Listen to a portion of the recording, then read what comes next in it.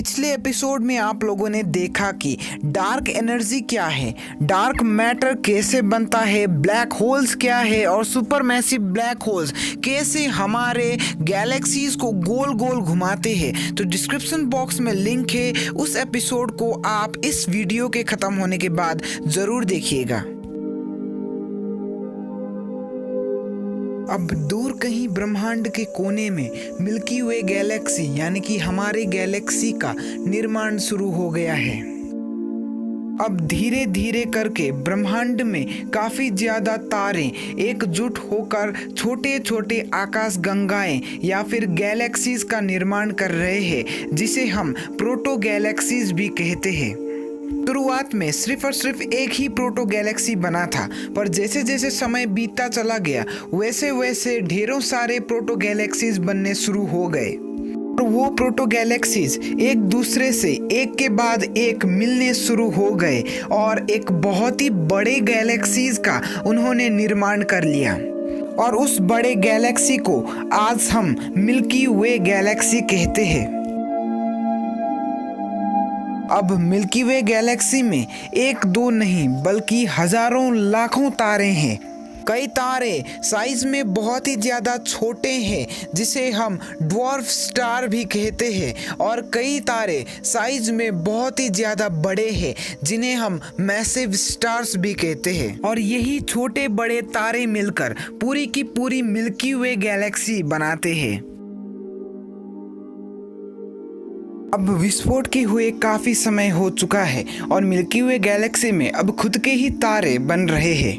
अब मिल्की वे गैलेक्सी में 200 से 300 करोड़ तारे हैं और उन 200 से 300 करोड़ तारों को एकजुट करने के लिए एक बहुत ही ज़्यादा शक्तिशाली गुरुत्वाकर्षण बल गैलेक्सी के एकदम भीतर लगा हुआ है। और ये गुरुत्वाकर्षण बल इतना ज़्यादा शक्तिशाली होता है कि गैलेक्सी के भीतर के स्पेस को ही ये फाड़ देता है और एक नया भौतिक चीज़ का जन्म हो जाता है, जिसका नाम ब्लैक होल है।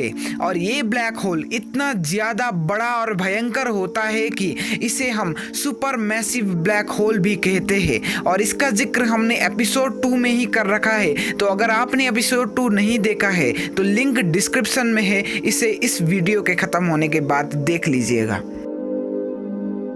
अब वो भीषण ब्लैक होल तारों को इतनी जोर से और इतनी तेजी से अपनी तरफ खींच रहा है कि तारे बाध्यतावश उस ब्लैक होल के इर्द गिर्द बहुत ही ज़्यादा तेज वेलोसिटी में यानी कि बहुत ही ज़्यादा तेज रफ्तार में उसके इर्द गिर्द गोल गोल चक्कर काट रहे हैं। और तारों का ऐसा गोल गोल चक्कर काटना एक नई भौतिक चीज़ को जन्म देता है, जिसका नाम सेंट्रीफ्यूगल फोर्स है।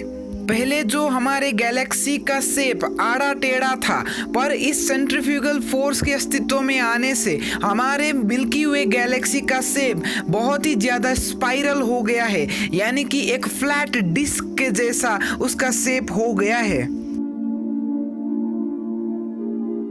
मिल्की वे गैलेक्सी के बनने के शुरुआती क्षण में वातावरण इतने अनुकूल नहीं थे। आकाशगंगा के भीतर का तापमान बहुत ही ज्यादा हो गया था और बाहर भी तारे एक दूसरे से बहुत ही जोरों शोरों से टकरा रहे थे। पर अभी भी मिल्की वे गैलेक्सी में तारों से भी ज्यादा गैस और धूल से भरे हुए बादल ही थे। और ऐसे अफरा तफरी भरे माहौल में जब दो तारे एक दूसरे से टकरा रहे होते हैं, तब वो मिलकर एक नया और बड़ा तारा बनाते हैं। और टकराने की वजह से कुछ मास तारों से अलग होकर बाहर आ जाता है, और ये मास और कुछ भी नहीं है पर हैवी एलिमेंट जैसे कि carbon, nitrogen, oxygen, phosphorus, iron, sulphur, ऐसे बड़े बड़े एलिमेंट्स जो कि न्यूक्लियर रिएक्शन के तहत तारों के बिल्कुल भीतर समाकर बैठे हुए थे, तारों के बिल्कुल कोर में जाकर बैठे हुए थे, ये अब बाहर निकलकर पूरी की पूरी गैलेक्सी में फैल रहे हैं।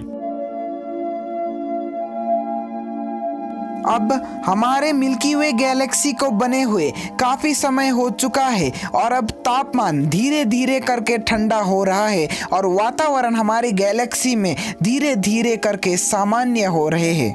अब तारों का एक दूसरे से टकराना कम हो गया है।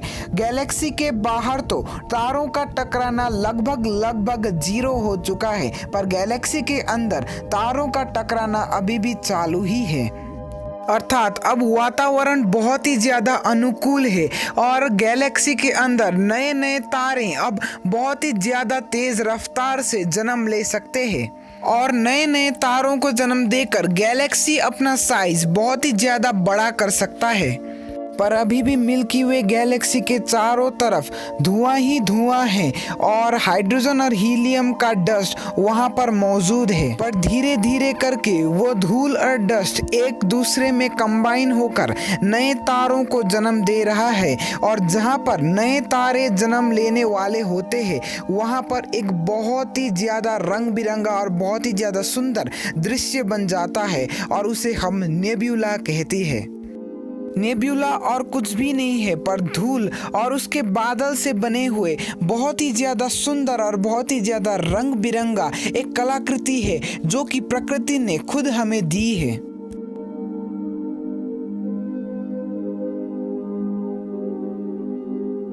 एक तरफ तारों का जन्म हो रहा है तो वहीं दूसरी तरफ तारों का खत्म होना यानी कि तारों का मरण की प्रक्रिया भी अब शुरू हो रही है। तो इस सीरीज के एपिसोड नंबर 3 में सिर्फ और सिर्फ इतना ही था। तो जरूर से जरूर इस एपिसोड को लाइक कीजिएगा, कमेंट सेक्शन में बताइएगा कि हमने क्या कुछ गलतियां करी है इस एपिसोड में, ताकि नेक्स्ट एपिसोड 4 में हम वो गलतियां फिर से ना दोहरा सके। और जैसा कि मैंने पहले भी बताया था कि आप लोगों को एपिसोड 2 का लिंक डिस्क्रिप्शन बॉक्स में मिल जाएगा, वो भी बहुत ही ज़्यादा इंफॉर्मेटिव और नॉलेजेबल है। तो आप लोग एपिसोड 2 को कमेंट सेक्शन के पिन हुए कमेंट में या फिर आप लोग डिस्क्रिप्शन बॉक्स से उस वीडियो को, उस एपिसोड को देख सकते हैं। तो आशा है आप लोगों को ये एपिसोड पसंद आया होगा। तो मिलते हैं आप लोगों को एपिसोड 4 में। इस एपिसोड को आप लोगों को अपने साइंस में जो इंटरेस्ट रखते हैं उन दोस्तों के साथ शेयर करना है। तो थैंक यू वेरी मच इस एपिसोड को देखने के लिए।